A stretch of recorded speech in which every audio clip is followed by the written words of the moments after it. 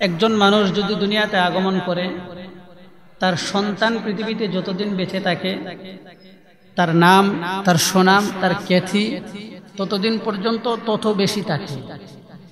সন্তান মারা যাওয়ার পরে যখন নাতি আসে, তার পরের প্রজন্ম আসে, 2-3টা প্রজন্ম চলে যাওয়ার পরে তার পরবর্তীতে আর ওই ব্যক্তির নাম পৃথিবীতে নাম নিশানা পর্যন্ত থাকে না। কথা ঠিক না? যেমন আমাকে আপনাকে যদি কেউ জিজ্ঞাসা করে, তোমার 5 পুরুষ বা 7 পুরুষ পূর্বে তোমার বংশের যে প্রধান ছিল তার নাম বলো, বলতে পারবো না। পৃথিবীতে আমরা ইতিহাসে শুনেছি, ইতিহাসে পড়েছি, সারা পৃথিবী শাসন করে যে আমেরিকা, এই আমেরিকার এ পর্যন্ত প্রায় 47তম প্রেসিডেন্ট পরিবর্তন হয়েছে। প্রেসিডেন্ট আমেরিকা গত কিছুদিন পূর্বে যে প্রেসিডেন্ট ছিল, আমরা সকলে তার নাম জানি, তার নাম হলো জো বাইডেন। যদি জিজ্ঞাসা করা হয় জো বাইডেনের পূর্বে কে ছিল, আমরা হয়তো বলতে পারবো তার পূর্বে কে ছিল। এভাবে যদি জিজ্ঞাসা করা হয় যে আমেরিকার 40তম বা 35তম প্রধানমন্ত্রী প্রেসিডেন্টের নাম কি ছিল, অনেকেই বলতে পারবে না, ইতিহাসেও থাকবে না। ইতিহাস সময়ের সাথে সাথে ইতিহাস পরিবর্তন হয়, ব্যক্তির নামও পরিবর্তন হয়ে যায়। কথা ঠিক না? যেমন আমরা গত 1.5 মাস পূর্বে আমাদের দেশের যে সরকার ব্যবস্থা ছিল, তার নাম, তার খ্যাতি, তার সুনাম, তার অবস্থান যেভাবে ছিল, এই 1.5 মাস পরিবর্তনের কারণে অবস্থানটা ভিন্ন রকম হয়ে গেছে। কথা ঠিক না? অবস্থান ভিন্ন রকম হয়ে গেছে। তো পৃথিবীতে একজন মাত্র ব্যক্তি, মহামানব, যিনাকে আল্লাহ তাআলা সৃষ্টি করেছেন, পৃথিবীর সূচনা লগ্নেও তার নাম যেমন ভাবে ছিল, পৃথিবী শুরু হওয়ার পরেও তার নাম সেভাবে ছিল, এখনো তার নাম সেভাবে আছে, কিয়ামত পর্যন্ত তার নাম সারা পৃথিবীতে একরকম থাকবে। তিনি হলেন আমার আপনার নবী সাইয়্যিদুল মুরসালিন মুহাম্মদ সাল্লাল্লাহু আলাইহি ওয়াসাল্লাম।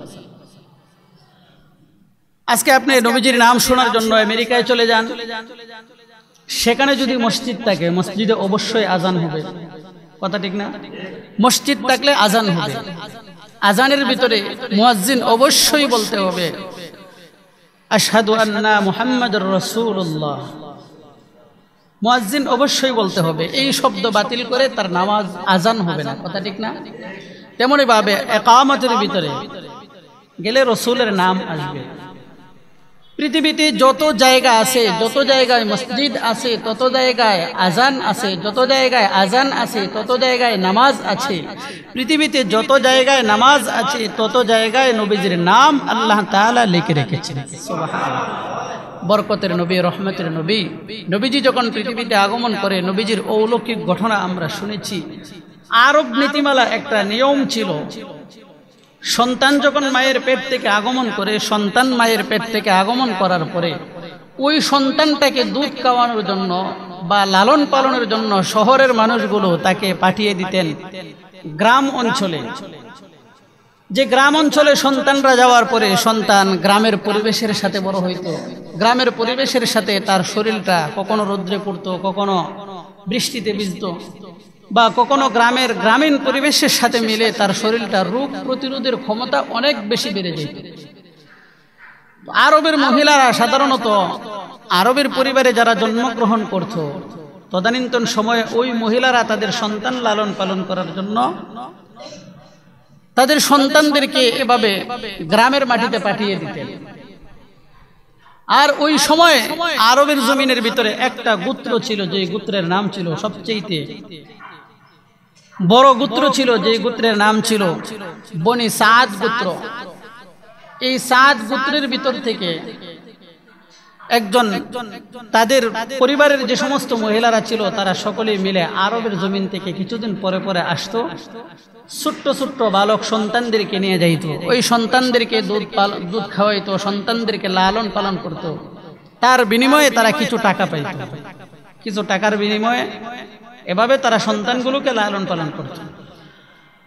তো রাসূল করিম সাল্লাল্লাহু আলাইহি ওয়াসাল্লাম যখন পৃথিবীতে আগমন করেছেন, রাসূলের চেহারাটা ছিল অত্যন্ত সুন্দর এবং সুদর্শন একটা চেহারা, যে চেহারার দিকে কোনো মানুষ তাকাইলে ওই মানুষের পেটের ক্ষুধা নিবারণ হয়ে যেত। যে এত সুন্দর চেহারা রসুলের ছিল, যে চেহারার দিকে মানুষ একবার তাকাইলে মানুষ অন্যদিকে চোখ ফিরাইতে পারে না। এত সুন্দর সুদর্শন একজন ব্যক্তি ছিল, যার চেহারার দিকে তাকাইলে শুধু মানুষ বলতো তার চেহারার দিকে তাকাইয়া তাকতেই মনে চাইত। তার চোখের ব্রগুলো ছিল খুব সুন্দর, তার ঠোঁটগুলো ছিল খুব সুন্দর, তার নাকটা ছিল খুব সুন্দর। এভাবে চেহারাটা তার আল্লাহ তাআলা নিজ কুদরতি হাত দিয়ে এত সুন্দর করে আল্লাহ তাআলা অবয়ব গঠন করেছিলেন, যে চেহারার দিকে যদি কোনো মানুষ তাকাইতো ওই মানুষের যতক্ষণ পর্যন্ত তার চেহারার দিকে চোখ থাকতো ততক্ষণ পর্যন্ত পৃথিবীর সব কিছু ভুলে গিয়ে একমাত্র ওই সন্তানের ভালোবাসায় পড়ে যেত। সুবহানাল্লাহ। এত রহমতের একজন নবী।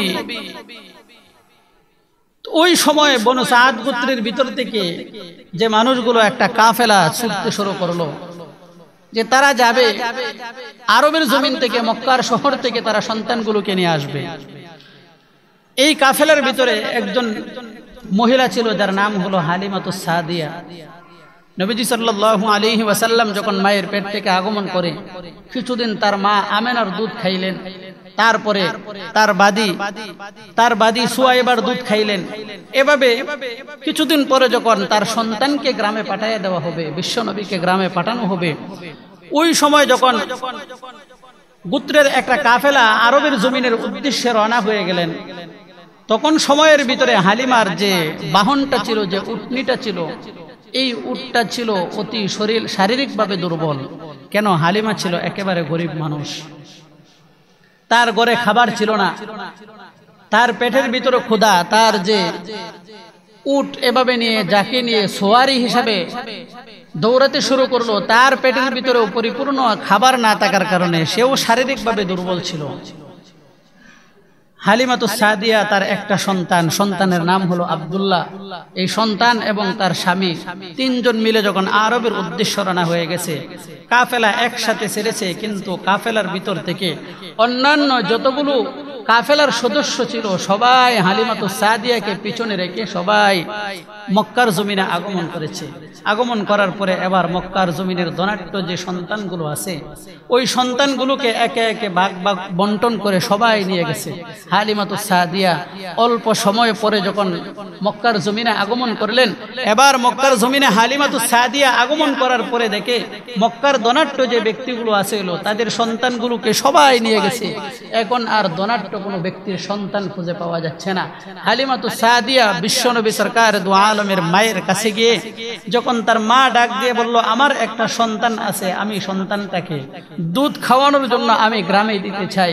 হালিমাতুস সাদিয়া বলল, তোমার সন্তানটাকে একটু দেখতে চাই। এই কথা বলার পরে হযরত হালিমাতুস সাদিয়া ভিতরে ঢুকলেন। ঢুকে রাসূলের চেহারার দিকে তাকানোর সঙ্গে সঙ্গে হাদিসের কিতাবের ভিতরে পাওয়া যায়, আল্লাহর নবীর চেহারার দিকে যখন হালিমা তাকাইলেন, তাকানোর সঙ্গে সঙ্গে হালিমা এত পরিমাণ তার প্রতি আকৃষ্ট হয়ে গেল, হালিমা দুনিয়ার সব কিছু ভুলে গিয়ে স্বামীকে ডাক দিয়ে বলে, স্বামী শোনো, আমার ধনাঢ্য সন্তানের কোনো দরকার নাই, আমার চোখের সামনে যে সন্তানকে আমি দেখলাম, এই সন্তান পৃথিবীর জমিনের সবচেয়ে সুন্দর এবং চরিত্রবান সন্তান। আবার হালিমাতুস সাদিয়া তার স্বামীকে ডাক দিয়ে বলে, ও স্বামী আমার, মক্কার জমিনের যে সমস্ত ধনাঢ্য ব্যক্তিগুলো তারা সন্তানগুলোকে নিয়ে গেছে, কিন্তু আমি যেই ঘরের ভিতরে ঢুকলাম, ঢোকার সঙ্গে সঙ্গে সন্তানটাকে দেখলাম। সন্তানকে দেখার সঙ্গে সঙ্গে সন্তানের চেহারার প্রতি আমি বড় আকৃষ্ট হয়ে গেলাম। ও আমার স্বামী, আপনি এই সন্তানটাকে তাকায় দেখেন, কিন্তু সন্তানটাকে যদি নেওয়া হয়, আমার মনে হয় সন্তানের বাবা পৃথিবীতে নাই, না থাকার কারণে সন্তান তেমন টাকা পয়সা দিতে পারবে না তার মা, কিন্তু সন্তানের প্রতি এত পরিমাণ আকৃষ্ট আমি হালিমা হয়ে গেলাম। ও আমার স্বামী, সন্তানটাকে দেখেন। হালিমাতুস সাদিয়ার স্বামী যখন তার সন্তানটাকে গিয়ে ভিতরে প্রবেশ করে, বিশ্বনবী সরকার দু আলমের চেহারা দেখলেন। কিতাবের ভিতরে পাওয়া যায়, আল্লাহর নবীর চেহারা দেখার সঙ্গে সঙ্গে হালিমার স্বামী এত পরিমাণ আকৃষ্ট হয়ে পড়ে। হালিমার স্বামী ডাক দিয়ে বলে, হালিমা শোনো, আমাদের এত পরিমাণ টাকা পয়সার দরকার নাই, কিন্তু ওই সন্তানটার চেহারার ভিতরে মনে হয় ভিন্ন কোনো কিছু আছে।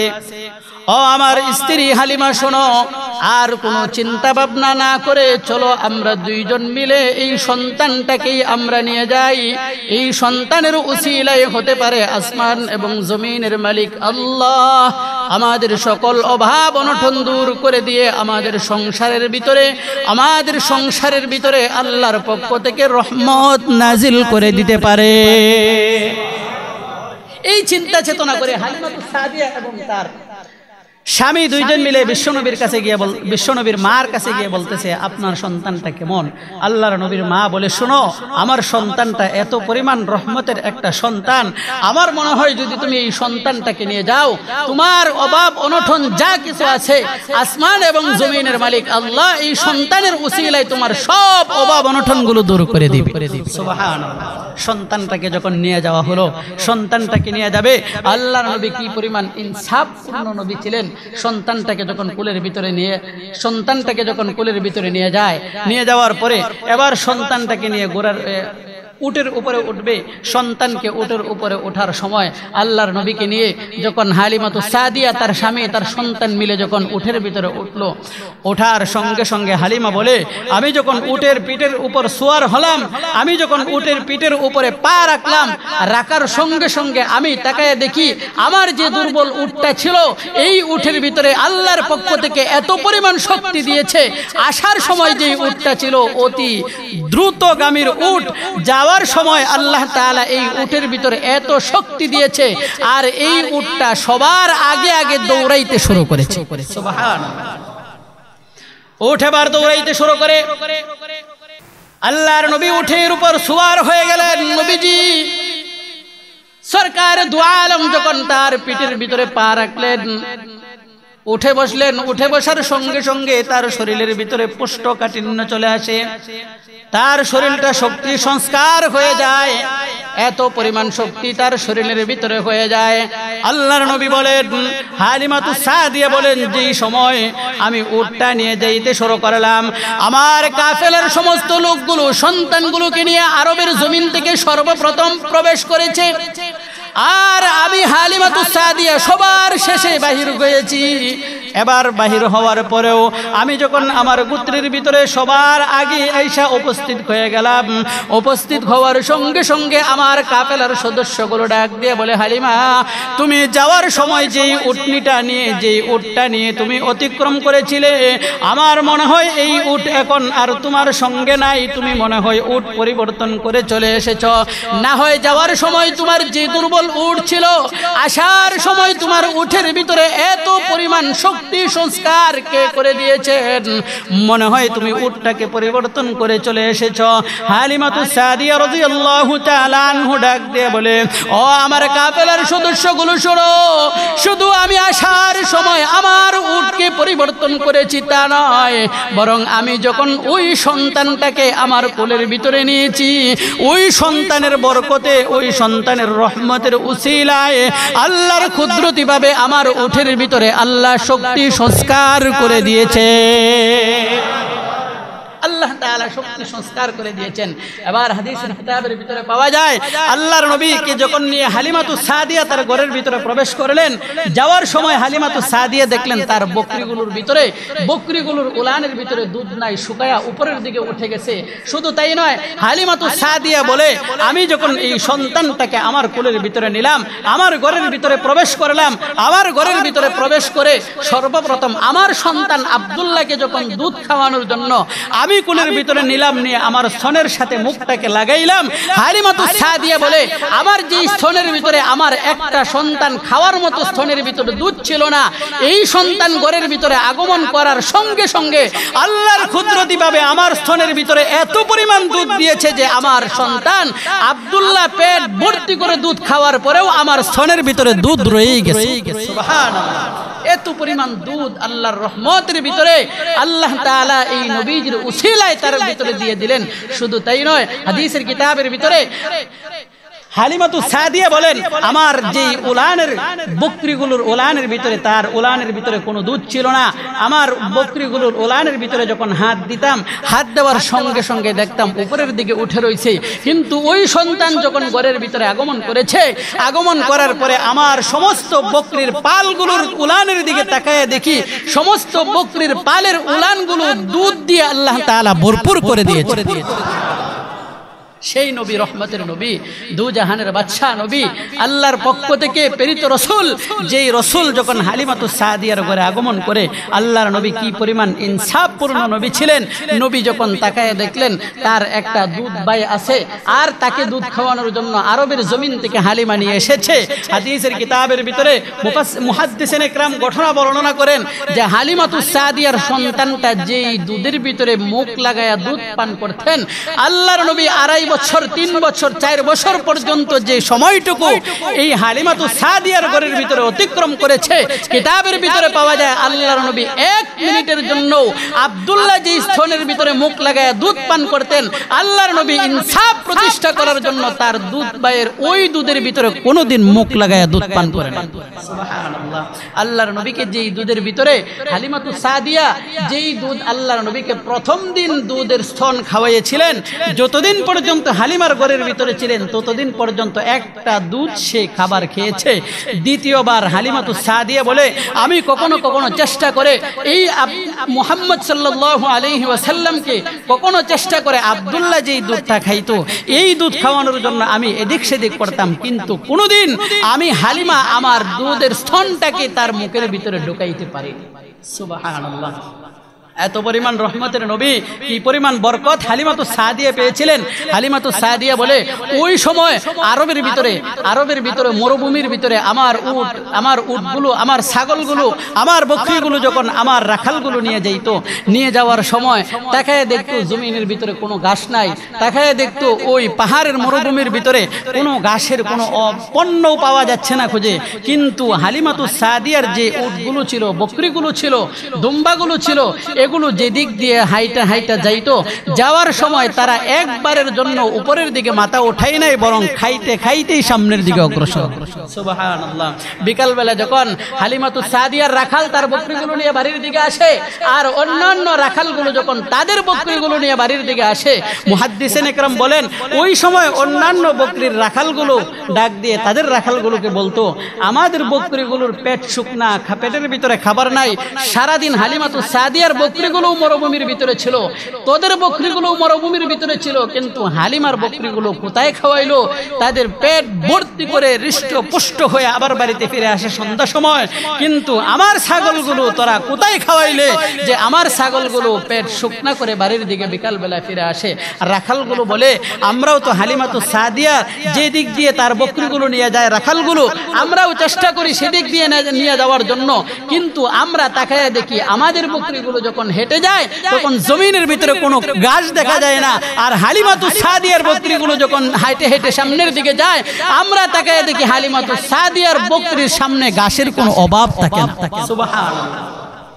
এত পরিমাণ রহমতের নবী, সেই রহমতের নবী মুহাম্মদ রাসূলুল্লাহ সাল্লাল্লাহু আলাইহি ওয়াসাল্লাম হালিমাতু সাদিয়ার ঘরের ভিতরে যখন এভাবে থাকলেন, রহমত একের পর এক অবতীর্ণ হইতে শুরু করলো।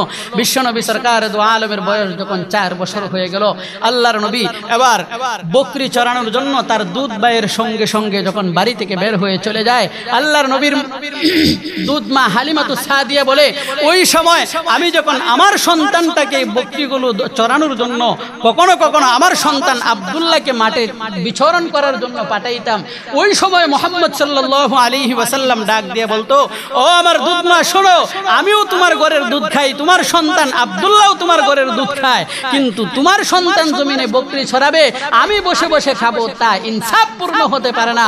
ও আমার দুধ মা হালিমাতু সাদিয়া, তোমার সন্তান যখন জমিনে বকরি ছড়ানোর জন্য যাবে, কোনো কাজের জন্য বাসা থেকে বের হয়ে যাবে, আমি মুহাম্মদ তোমার সন্তানের সঙ্গে সঙ্গে বাহিরে চলে যাব। সুবহানাল্লাহ। এত পরিমাণ ইনসাফপূর্ণ নবী। হালিমাতু সাদিয়া ডাক দিয়ে বলে, কি পরিমাণ রহমতের নবী। আল্লাহ তাআলা কোরআনুল কারীমের ভিতরে ডাক দিয়ে বলেন ওয়ামা আরসালনাকা ইল্লা রাহমাতাল লিল আলামিন। আল্লাহ তাআলা ডাক দিয়ে বলেন আমি বিশ্ব নবী সরকার দু আলমকে রহমত স্বরূপ দুনিয়াতে প্রেরণ করেছি। নবীজি যে জায়গার ভিতরে যাবে সেখানেই রহমত, নবীজি যে জায়গার ভিতরে হাত রাখবে সেখানেই রহমত, নবীজি যেই জায়গার ভিতরে পা রাখবে সেখানেই রহমত, নবীজি যেদিকে তাকাবে সেদিকেই রহমত। আল্লাহর নবীর মা দুধমা হালিমাতুস সাদিয়া ডাক দিয়ে বলে আমার সন্তান আব্দুল্লাহর সঙ্গে যখন সন্তানটা জমিনের ভিতরে চড়াইতে শুরু করে, ওই সময় আমার সন্তান আব্দুল্লাহ এবং মুহাম্মদ সাল্লাল্লাহু আলাইহি ওয়াসাল্লাম যখন জমিনের ভিতরে চলতে শুরু করে, হঠাৎ করে আমার সন্তান দৌড়ায় আসে। আমার সন্তান এসে বলে ও আমার মা, আমার দুধভাই মুহাম্মদ আমার সঙ্গে জমিনের ভিতরে গিয়েছিল, কিন্তু কিছুক্ষণ পরেই তাকায় দেখি দুইজন ব্যক্তি সাদা পোশাক পরিহিত, দুইজন ব্যক্তি জমিনের ভিতরে হঠাৎ আমাদের সামনে চলে আসে। আসার পরে আমাদের দুধভাই মুহাম্মদকে ধরে ফেলে এবং মুহাম্মদকে ধরার পরে সঙ্গে সঙ্গে জমিনের ভিতরে শোয়ায় দেয়। আমি আব্দুল্লাহ কাছে তাকায় ছিলাম, ও আমার মা আমি তাকায় তাকায় দেখতেছিলাম। ওই সময় আমার ভাই মুহাম্মদ সাল্লাল্লাহু আলাইহি ওয়াসাল্লামকে দুইজন ব্যক্তি জমিনে শোয়ায় দিল। শোয়া দেওয়ার সঙ্গে সঙ্গে জমিনের ভিতরে শোয়া দিয়ে তার বুকটাকে সাফ করে ফেললেন, যেটাকে বলা হয় সিনা চাক, এই সিনাটাকে বাহির করে ফেললেন এবং কোথায় থেকে যেন জান্নাতি পানি দিয়ে দৌত করলেন সিনাটাকে। এবং আমি আব্দুল্লাহ তাকে দেখি তার সিনার ভিতর থেকে একটা ছোট্ট রক্তের টুকরা, যেই রক্তের টুকরাটা কেটে ফেলে দিলেন এবং তার কলিজাটা দৌত করে আবার ভিতরে ঢুকায়া দিলেন। ভিতরে ঢুকায়া দিয়ে তারা চলে গেলেন। ও আমার মা, আমার দুধভাই মুহাম্মদকে কে যেন এই কাজগুলো করেছে তাকায় দেখেন। মুফাসসিরিন ইকরাম, মুহাদ্দিসিন ইকরাম হাদিসের কিতাবের ভিতরে বলেন ওই সময় 4 বছর বয়সে আল্লাহর পক্ষ থেকে হযরত জিবরাইল এবং মিকাইল আলাইহিস সালাতু ওয়াস সালাম দুইজন এসে তার সিনা চাক করলেন। বলে 4 বছর বয়সের ভিতরে সিনা চাক করার পিছনে কারণ কি? সিনা চাক করার পিছনে কারণ হলো মুহাদ্দিসিন ইকরাম হাদিসের কিতাবের ভিতরে বলেন 4 বছর বয়সের ভিতরে সন্তান যখন 4 বছর, 3 বছর, 5 বছর বয়স হয়ে যায়, ওই সময় দুনিয়ার সন্তানগুলো স্বাভাবিকভাবে খেলনার প্রতি বড় আকর্ষণ হয়ে যায়, সন্তানগুলো খেলাধুলার প্রতি আকৃষ্ট হয়ে যায়, আর সন্তানগুলো দুনিয়ার খেলাধুলার প্রতি সন্তানগুলো আকৃষ্ট হয়ে যায়। ওই সন্তানটা বিশ্বনবী সরকার দু আলমকে আল্লাহ নবী বানাবেন, যাতে করে এই নবীর চরিত্রের সাথে, নবীর চেহারার সাথে, নবীর কাজ কর্মের সাথে অন্য 10টা সন্তানের কাজের সাথে যাতে মিশে না যায়। ওই শিশু সুলভ আচরণের ভিতরে সন্তান যেন কোনো গুনার কাজের সাথে সম্পৃক্ত না হয়ে যায়, সন্তানটা যেন কোনো গুনার সাথে সম্পৃক্ত না হয়ে যায়, সেজন্য আল্লাহর নবী মুহাম্মদ সাল্লাল্লাহু আলাইহি ওয়াসাল্লামকে সিনা চাক করে এখান থেকে নিয়ে গেলেন। মুহাদ্দিসিন ইকরাম বলেন ওই সন্তানটাকে তার দিলের ভিতর থেকে যে রক্তের টুকরাটা কেটে ফেলে দেওয়া হলো, ওই টুকরাটা সাধারণ কোনো টুকরা নয়। মুহাদ্দিসিন ইকরাম বলেন এই টুকরার ভিতরে শয়তান বসে বসে সন্তানদেরকে কুমন্ত্রণা দেয়। এই শয়তান বসার জন্য যেই জায়গাটা ছিল, ওই জায়গাটা আল্লাহর নবীর ভিতর থেকে ফেরেশতা জিবরাইল এবং মিকাইল কেটে ফেলে দিলেন এবং পৃথিবীর জমিনে ইতিহাস স্থাপন করলেন।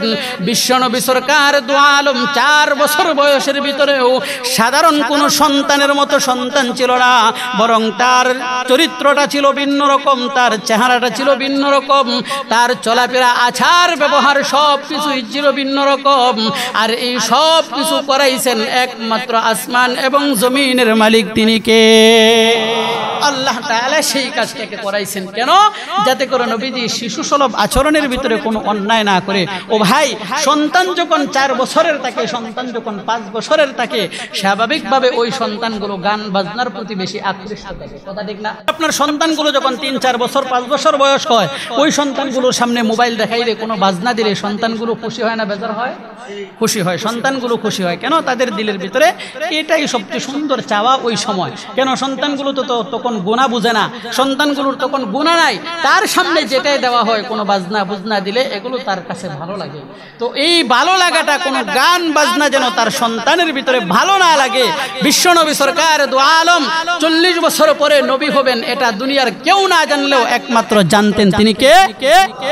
আল্লাহ তাআলা জানতেন। বিশ্বনবী সরকার দু আলমের একদিনের ঘটনা, আরবের জমিনের ভিতরে যখন বিশ্বনবী সরকার দু আলম অন্যান্য সন্তানদের প্রতি আলাদা হয়ে থাকেন, ওই সময় আরবের ভিতরে কুরাইশ বংশের ভিতরে একটা গোত্রের ভিতরে যখন একজনের বিবাহ বা অন্য কোনো অনুষ্ঠানকে উপলক্ষ করে ওই সময়ের ভিতরে রাসূল করিম সাল্লাল্লাহু আলাইহি ওয়াসাল্লামের বাড়িতে গান বাজনার আসর বসাইলেন এবং গান বাজনার অনুষ্ঠানের ব্যবস্থা করা হলো। এই দিন বিশ্বনবী সরকার দু আলম আরবের অন্যান্য ছেলে সন্তানগুলো বলতে শুরু করেছিল যে মুহাম্মদ তুমি এতদিন পর্যন্ত আমাদের সাথে কোনো অনুষ্ঠানে যাও না, মুহাম্মদ তুমি আমাদের সাথে কোনো অনুষ্ঠানে সম্পৃক্ত থাকো না, তুমি কোনো গান শোনো না, তুমি কোনো বাজনা শোনো না, কিন্তু আজকে তো তোমার বাড়িতেই অনুষ্ঠান দেখবো, তুমি এটা থেকে কিভাবে ফিরে থাকো? বলেন এই গান বাজনা অপরাধ অন্যায় এগুলো থেকে বাঁচানোর মালিক তিনি কে? আরো চিল্লায় বলেন তিনি কে? আল্লাহ, তিনি আল্লাহ। বিশ্বনবী সরকার দু আলমকে আল্লাহ তাআলা হেফাজত করবেন।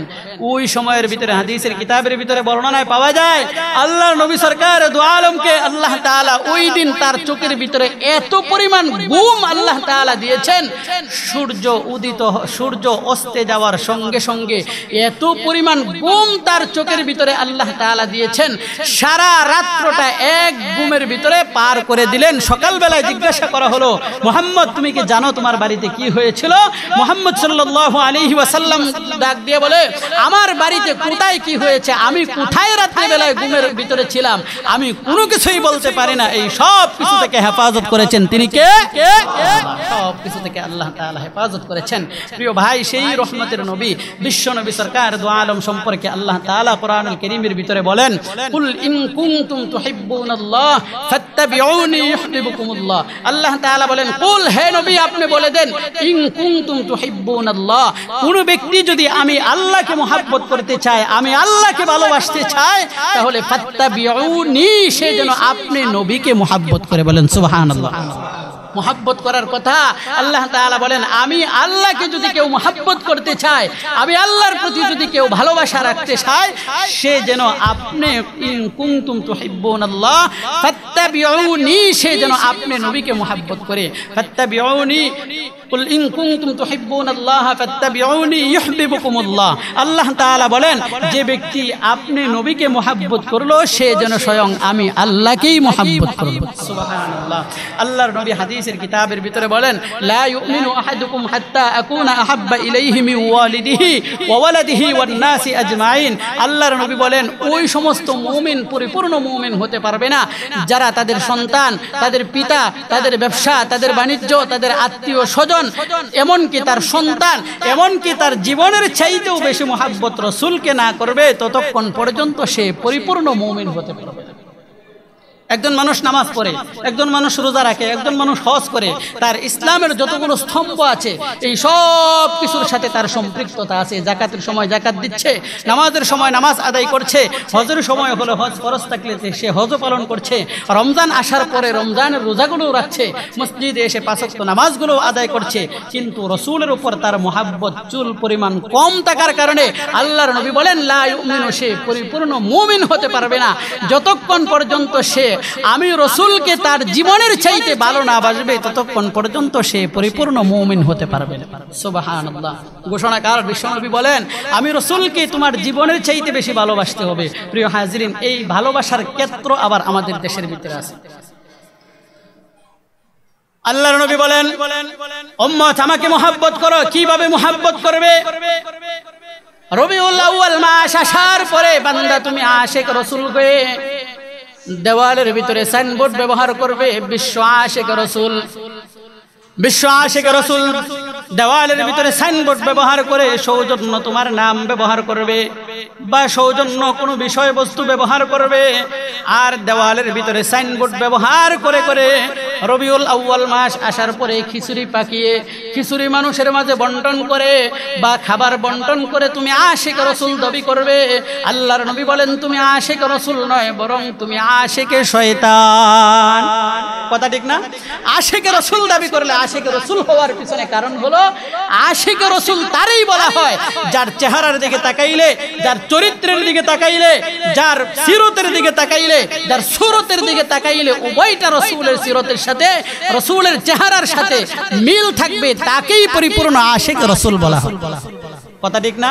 কিন্তু আমাদের দেশের ভিতরে আশিক রাসূল শব্দ ব্যবহার করে রবিউল আউয়াল মাস আসার পরে সুন্দর করে মাজারগুলোকে সুন্দর করে সুন্দর আকৃতিতে সাজানো হয়। কথা ঠিক না? কিছু কিছু রাস্তার পাশে দেখা যায় মাজার আছে, যে মাজারগুলোকে রবিউল আউয়াল মাস আসার পরে যেমন ভাবে রমজান আসার পরে রমজান যাওয়ার পরে পরবর্তী রমজান আসার আগ পর্যন্ত রমজানের সম্মানার্থে আল্লাহ তাআলা জান্নাতগুলোকে সুসজ্জিত করতে থাকেন, তেমনি ভাবে রবিউল আউয়াল মাস আসার আগ থেকেই আমাদের দেশে কিছু কিছু জায়গার ভিতরে আমরা দেখি ওই মাজারগুলোকে সুন্দর করে সুসজ্জিত করা হয়। কেন? এই রবিউল আউয়াল মাস 12 তারিখ ঈদে মিলাদুন নবী পালন করা। কথা ঠিক না? কথা বলেন আছে না? ঈদে মিলাদুন নবী, অথচ আল্লাহর নবী স্পষ্ট বলেন ঈদ হলো দুইটা, একটা হলো রমজানের ঈদ আর একটা হলো কুরবানির ঈদ। এর বাহিরে যদি কেউ ঈদ শব্দ ব্যবহার করে খুশি ব্যবহার করতে চায়, আল্লাহর নবী বলেন সে হাদিসের পরিপূর্ণ কাজ করলো। আর যে ব্যক্তি আমি রাসূলের হাদিসের পরিপূর্ণ কাজ করলো, পরিপন্থী কাজ করলো, সে আমার উম্মত হতে পারে না। কথা ঠিক না? সে আমার উম্মত হতে পারে না। আশিক রাসূল দাবি করব, চেহারার ভিতরে দাড়ি নাই। আশিক রাসূল দাবি করলাম, চেহারার ভিতরে পাঞ্জাবি নাই। আশিক রাসূল দাবি করলাম, মাথায় টুপি নাই। আশিক রাসূল দাবি করলাম, মুসলমানের সাথে সাক্ষাৎ হওয়ার পরে সালাম দিতে হয়, এটা পর্যন্ত মুসলমান জানে না। কথা বলেন আছে না? আশিক রাসূল দাবি করতেছে, কিন্তু কিছু কিছু মাজারের ভিতরে দেখা যায় যে সমস্ত মানুষ চেহারার ভিতরে মুছ এত লম্বা লম্বা, মুজ দেখতে এত লম্বা লম্বা মুজ, দাড়িগুলো তো জিন্দিগিতে মনে হয় শ্যাম্পু দিয়ে আর সাবান দিয়ে পরিষ্কার করে না। মাথার চুলের ভিতরে জট বাঁধতে বাঁধতে একেবারে পাছা পর্যন্ত চলে গেছে। আর সে রাস্তার ভিতরে স্লোগান দেয় আর মিছিল করে, আমরা মাজার আল্লাহর ওলিদের পক্ষে কাজ করি। কথা বলেন, আপনারা দেখেন নাই? আপনারা দেখেন নাই ঢাকা শহরের ভিতরে কিছু পাগল নামের কলঙ্ক, যারা মাজারের ভক্ত হয়ে পাগলের গোষ্ঠী, এরা গিয়ে ওই রাস্তাঘাটে গিয়ে মিছিল করেছে আল্লাহর ওলিদের সাথে যারা বেয়াদবি করছে তাদের শাস্তি দাবি করে। ও ভাই, আল্লাহর ওলি যদি ওই সময় কবরের ভিতর থেকে উপরের দিকে উঠতে পারতো, তাহলে আমাকে আপনাকে ধমক দেওয়ার পূর্বে আগে ওই সমস্ত গাঞ্জাকুর আর মদকুর আর চুল লম্বা জটওয়ালা এদেরকে পিটায়া তাদের মাজার থেকে সর্বপ্রথম সরাইয়া দিত। কথা ঠিক না? কিন্তু আমি ভিডিওর ভিতরে যা দেখলাম, ভিডিওর ভিতরে দেখলাম যে এই সমস্ত যে পাগলগুলো রাস্তায় গিয়ে মিছিল করেছে, যে পাগলগুলো রাস্তায় গিয়ে মিছিল করেছে, আন্দোলন করেছে, আমার মনে হয় এরা একটাও তাদের পরিবারের সাথে সম্পৃক্ত নয়। কথা বলেন, কথা ঠিক না? কেন বললাম একটাও তাদের পরিবারের সাথে সম্পৃক্ত নাই? এ কারণেই বললাম, যদি সে তার পরিবারের সাথে সম্পৃক্ত থাকতো, অবশ্যই তার স্ত্রীর সাথে ঘুমানোর পরে সে গোসল করতো, আর গোসল করার সময় সে বলতো যে তোমার শরীরটা সুন্দর করে ধুয়ে পরিষ্কার করে তারপরে গোসল করো, তোমার মুখটাকে কেটে একটু ছোট করো, তোমার মাথার চুলটাকে একটু কেটে ছোট করো, বা চুল রাখছো ভালো কথা, কিন্তু পয় পরিষ্কার করে একটু রাখো। আমার মনে হয় এই পাগলের গোষ্ঠীর কাজ দিয়ে হেঁটে গেলে তাদের মদের আর ইয়াবা আর এই সমস্ত দুর্গন্ধের কারণে তাদের সাথে ভালো মানুষ টিকে থাকাও কঠিন হয়ে যাবে। কথা বলেন, কথা ঠিক না? ওরা আবার মাজারের পক্ষে সুন্দর স্লোগান দিচ্ছে। প্রিয় ভাই, আমাদেরকে অনেকে জিজ্ঞাসা করেন, বাহির হলে অনেকে জিজ্ঞাসা করেন, হুজুর যারা মাজার ভাঙতেছে, আসলে মাজার ভাঙতেছে এরা কি ভালো কাজ করেছে নাকি খারাপ কাজ করেছে? অনেকের দিলের প্রশ্ন আছে না নাই? কথা বলেন, আছে না? আমি আপনাদের কাছে এই প্রশ্নের উত্তর দেওয়ার পূর্বে আগে আপনাদের কাছে জিজ্ঞাসা করি, মাজার বানানো কি দুনিয়াতে জায়েজ আছে না হারাম? কথা বলেন, মাজার বানানো কি দুনিয়াতে জায়েজ আছে? মাজার বানানো যদি দুনিয়াতে জায়েজ থাকতো, তাহলে সর্বপ্রথম যে মানবকে আল্লাহ তাআলা সৃষ্টি করেছেন, উত্তম চরিত্র যে রাসূলকে আল্লাহ তাআলা দিয়েছেন, সেই রাসূলের মাজার পৃথিবীতে আগে হইতো। কথা ঠিক না? কিন্তু সে রাসূলের মাজার নাই, কিন্তু আবল তাবল পাগল আর ছাগলের গোষ্ঠী দিয়ে এই মাজারগুলো দিয়ে বাংলাদেশটাকে ভরে ফেলেছে।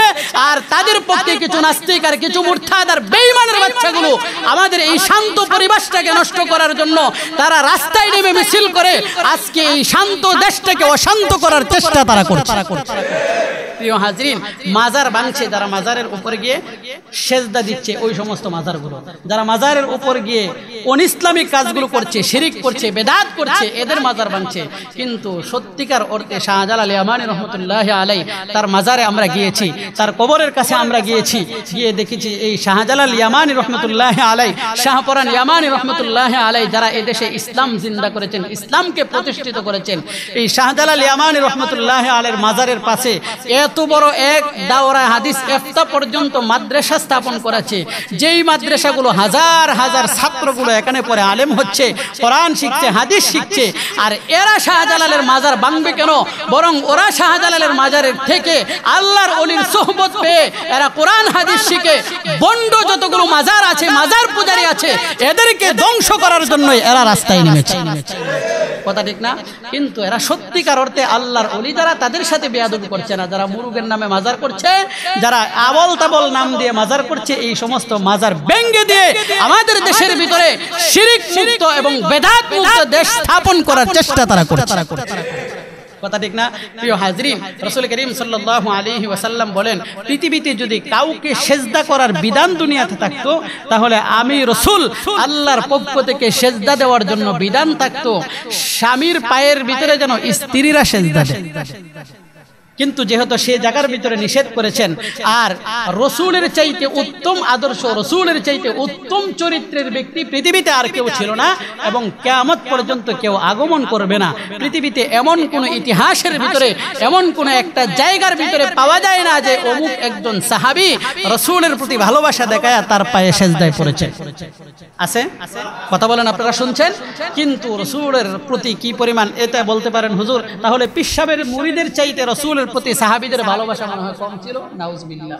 রসুলের প্রতি সাহাবীদের ভালোবাসা কম ছিল না, বরং রসুলের প্রতি সাহাবীদের ভালোবাসা এত পরিমাণ বেশি ছিল, আল্লাহর নবী শারীরিকভাবে অসুস্থ হয়ে পড়লেন। অসুস্থ হওয়ার পরে রসুলের শরীরের ভিতরে শিঙ্গা লাগানো হলো। শিঙ্গা লাগানোর পরে এবার এক সাহাবীকে এই পচা রক্তটা সাহাবীর হাতের ভিতরে দিয়ে দেওয়া হলো। আল্লাহর নবী ডাক দিয়ে বলে, সাহাবী শোনো, তুমি এই রক্তটাকে নিয়ে যাও, নিয়ে জমিনের ভিতরে গর্ত করে রক্তটাকে দাফন করে দাও। আল্লাহর নবীর সাহাবী তার রসুলের কাছ থেকে রক্তটা হাতের ভিতরে নিয়ে গেল, নিয়ে সামনের দিকে কিছু দূর যাওয়ার পরে এবার রসুলের কাছে আবার ফিরে আসে। আসার পরে আল্লাহর নবী জিজ্ঞাসা করলেন, সাহাবী তুমি আমার শরীর থেকে যে রক্তটা বাহির হলো, রক্তটা তুমি কি করেছো? আল্লাহর নবীর সাহাবী ডাক দিয়ে বলে, ইয়া রাসূলুল্লাহ, ইয়া হাবিবাল্লাহ, ওগো নবীজি, আমার হাতের ভিতরে যে রক্তটা দিয়েছিলেন, আমি এই রক্তটা এখান থেকে নিয়ে আমি স্বয়ং নিজেই পান করে ফেলেছি। সুবহানাল্লাহ। শরীরের ভিতর থেকে পচা রক্ত বাহির হয়েছে, এই রক্তটা সাহাবী পান করে ফেললেন, খেয়ে ফেললেন। আল্লাহর নবী চোখের পানিগুলো ছেড়ে দিয়ে ডাক দিয়ে বলে, চোখের পানিগুলো ছেড়ে দিয়ে ডাক দিয়ে বলে, ও আমার সাহাবী শোনো, যে ব্যক্তির শরীরের ভিতরে আমি রাসূলের রক্ত তার শরীরের ভিতরে ঢুকেছে, ওই সাহাবীর শরীরের ভিতরে জাহান্নামের আগুন স্পর্শ করা আল্লাহ তাআলা হারাম করে দিয়েছে। সুবহানাল্লাহ। শুধু তাই নয়, সাহাবীরা রাসূলের প্রতি কি পরিমাণ ভালোবাসা ছিল। আল্লাহর নবীর শরীরের ভিতরে তীর ঢুকে পড়লো। আল্লাহর নবী এক সাহাবীকে ডাক দিয়ে বললেন, ও আমার সাহাবী, আমার শরীরের ভিতরে তীর ঢুকে পড়েছে, এগুলো কিভাবে বাহির করব? আল্লাহর নবী বলেন, রাসূল আপনি দাঁড়ান, আমি বাহির করে দিচ্ছি। আল্লাহর নবীর সাহাবী দাঁত দিয়ে তীরের ভিতরে টান দিয়ে শরীর থেকে যখন তীরটাকে বাহির করবে, একটা তীর বাহির করে সঙ্গে সঙ্গে একটা দাঁত ভেঙে জমিনের ভিতরে পড়ে যায়। এরপরে রসুল সাহাবীর দিকে তাকায় দেখলেন তীরটাও বাহির হয়ে গেল, তার মুখের ভিতর থেকে একটা দাঁত ভেঙে পড়ে গেল। এরপরে আল্লাহর নবী ডাক দিয়ে বলে, আরেকটা তীর আছে, সেটা কি করব? সাহাবী আবার অপর পাশ দিয়ে আরেকটা তীরের ভিতরে কামড় দিয়ে যখন তীরটাকে বাহির করবে, সঙ্গে সঙ্গে আরো একটা দাঁত ভেঙে জমিনের ভিতরে পড়ে গেল। আল্লাহর নবীকে ডাক দিয়ে বলে, ইয়া রাসূলুল্লাহ, ইয়া হাবিবাল্লাহ, ওগো নবীজি, আমার শরীরের ভিতর থেকে দাঁত কেন? যদি আমার কলিজা কেটে আপনি রাসূলের শরীরের ভিতর থেকে তীর বাহির করার প্রয়োজন হতো, আমি সাহাবী ঘোষণা করলাম আমার জীবনের বিনিময় হলো আপনার শরীরকে হেফাজত করেই চাই। সুবহানাল্লাহ। কিন্তু ওই সমস্ত আশেক সাহাবীদের মতো আল্লাহর নবীর আশেক যে পরিমাণ ছিল, এই সমস্ত আশেক এখন পৃথিবীতে পাওয়া যায় না। এখন আশেক এদেরকে পাওয়া যায় রবিউল আউয়াল মাস আসলে এরা রাসূলের নামে মিলাদ পড়াবে, রাসূলের নামে সিন্নি পালন করবে। কিন্তু আল্লাহর নবীর চরিত্র নিয়ে যারা গালিগালাজ করে, আল্লাহর নবীর চরিত্রের উপরে যারা কালিমা কালিমা করতে চায়, বিশ্ব আমাদের দেশের ভিতরে যে কাদিয়ানী সম্প্রদায় আছে, নবীর খতমে নবুয়তকে অস্বীকার করে, তারা যখন রসুলের সিরতের উপর আগমন, রসুলের সিরতের উপর আক্রমণ করে, তারা যখন রসুলের চরিত্রের উপর আক্রমণ করে, ওই সমস্ত কুলাঙ্গার আশিক রসুল দাবি যারা করে, তাদেরকে রাস্তায় দেখা যায় না, বরং ওই সময় তারা লেজ গুটায় ঘরের ভিতরে ঢুকে পড়ে। প্রিয় হাজিরিন, এরা সত্যিকার অর্থে আশিক রাসূল না, সত্যিকার অর্থে আশিক রাসূল হলো রাসূলের বিপক্ষে কেউ কথা বলবে তার জন্য তরবারি হাতের ভিতরে নিয়ে জমিনের ভিতরে জিহাদ করতে হবে। কথা ঠিক না? আল্লাহ তাআলা আমাদের সকলের দিলের ভিতরে রাসূলের মুহাব্বত আর রাসূলের ভালোবাসা আমাদেরকে নিয়ে চলার তৌফিক দান করেন। সকলেই পড়ি আমিন। ওয়া আখিরু দাওয়ানা আলহামদুলিল্লাহি রাব্বিল আলামিন।